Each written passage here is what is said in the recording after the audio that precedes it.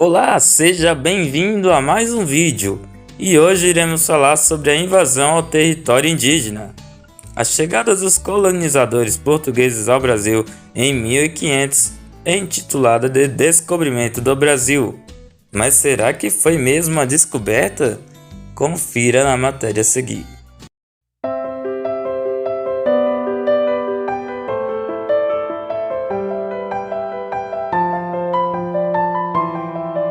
Bom, na verdade, Portugal não descobriu o Brasil.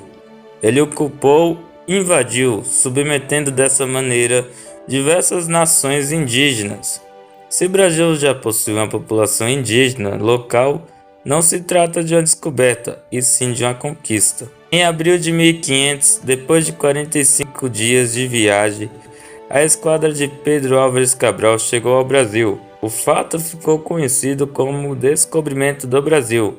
A pergunta é: como pode o Brasil ter sido descoberto se antes da chegada dos portugueses e durante milhares de anos já haviam pessoas habitando as terras brasileiras? A utilização do termo descobrimento está ligada ao etnocentrismo dos portugueses e também dos europeus, por entenderem o mundo tendo por centro sua própria etnia e seu próprio povo. Os portugueses desconsideraram que os indígenas já conheciam o território. Descobrimento então refere-se aos povos da Europa e não aos povos que já habitavam o continente americano.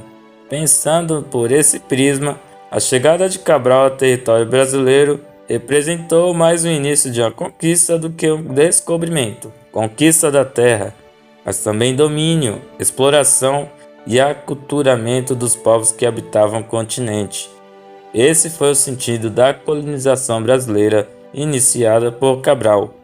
O que se desenhou a partir daí foi o conflito entre povos que partilhavam modos de viver e culturas distintos, no qual o europeu procurou cristianizar e escravizar os indígenas para colocar em andamento seu processo colonizador. Os portugueses foram os primeiros europeus a chegar ao Brasil. Até mesmo a afirmação de que foi a esquadra de Cabral a primeira a chegar ao Brasil é questionável. Historiadores apontam documentos da época que indicam que outros navegadores já conheciam as terras brasileiras. O navegador português Duarte Pacheco Pereira possivelmente chegou ao território brasileiro em 1498, a serviço do rei D. Manuel I. O italiano Américo Vespúcio em finais de 1499 e os espanhóis Vicente Yanes Pinzón e Diego de Lepe teriam navegado na costa brasileira meses antes de Cabral, em 1500. A chegada de Cabral não teria sido ainda um acaso, um desvio decorrente de problemas climáticos no Oceano Atlântico. Possivelmente, Vasco da Gama instruiu Cabral a desviar da costa africana para fugir das correntes marítimas contrárias no Golfo da Guiné. A passagem de Cabral pelo Brasil possivelmente serviu como uma ação para garantir a posse do território, garantindo aos portugueses através do que foi estipulado no Tratado de Tordesilhas. Tratado de Tordesilhas e o objetivo de Cabral. Nesse tratado era estabelecida uma linha imaginária localizada a 370 léguas a oeste das ilhas de Cabo Verde, dividindo o mundo não europeu entre Portugal e Espanha. O primeiro ficaria com as terras localizadas a leste dessa linha imaginária. A viagem de Cabral inseriu-se então nas diversas expedições de conquista da costa africana e dos territórios asiáticos, ricos em especiarias.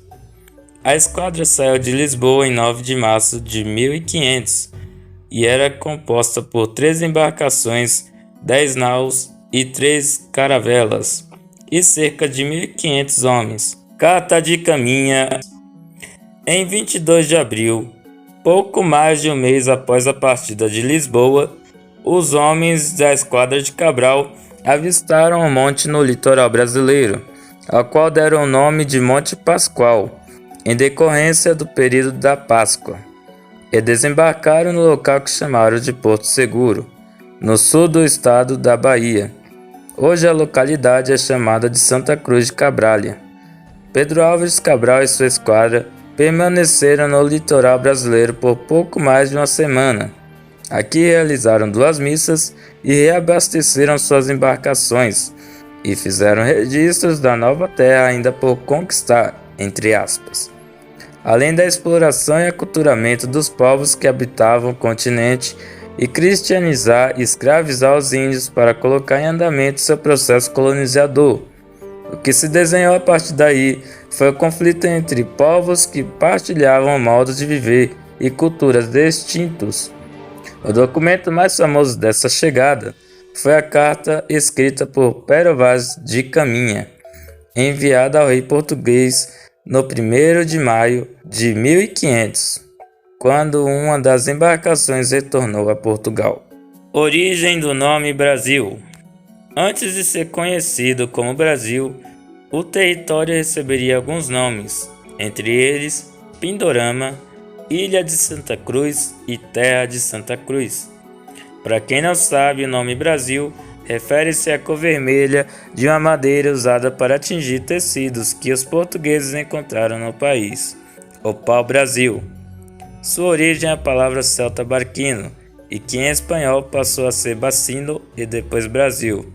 O nome Pindorama era usado pelos povos indígenas Tupiniquim, que na língua deles o lugar significava Terra das Palmeiras. Outro detalhe é que os portugueses iriam colocar o nome de Ilha de Santa Cruz e Terra de Santa Cruz. E é isso aí, pessoal, eu vou ficando por aqui. E se você também conhece um fato sobre o Brasil, escreva nos comentários.